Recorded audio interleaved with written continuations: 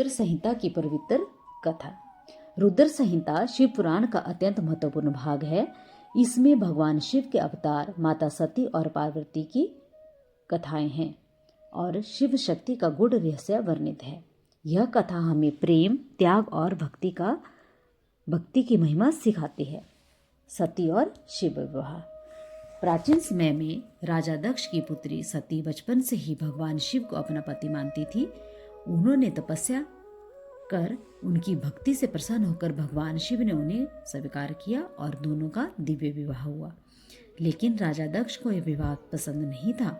वे शिवजी को साधु और विरक्त मानते थे और उनका हमेशा अपमान करते थे।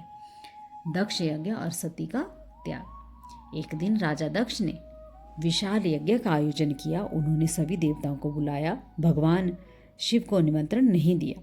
सती बिना बुलाए अपने पिता के यज्ञ में पहुंची। वहां उन्होंने देखा कि शिवजी का अपमान हो रहा है। यह अपमान वह बिल्कुल सहन नहीं कर पाए, तो इसलिए उन्होंने यज्ञ की अग्नि में अपनी आहुति दे दी। पार्वती का पुनर्जन्म। पार्वती का पुनर्जन्म। सती के अगले जन्म में हिमालय के घर पार्वती का जन्म होता है। बचपन से ही पार्वती के मन में शिवजी के प्रति अटूट प्रेम और श्रद्धा थी। उन्होंने वर्षों तक कठोर तपस्या की। उनकी तपस्या से प्रसन्न होकर भगवान शिव ने उन्हें पुनः विवाह के लिए स्वीकार किया।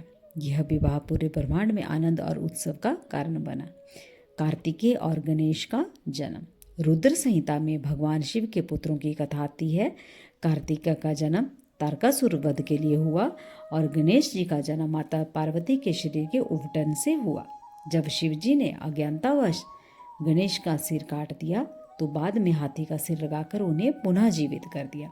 तभी से वे प्रथम पूज्य कहलाए। तो रुद्र संहिता की मुख्य सीख हमें क्या मिलती है? तो रुद्र संहिता की हमें प्रमुख सीख मिलती है। नंबर 1, अहंकार का विनाश निश्चित है। राजा दक्ष का घमंड नष्ट हुआ।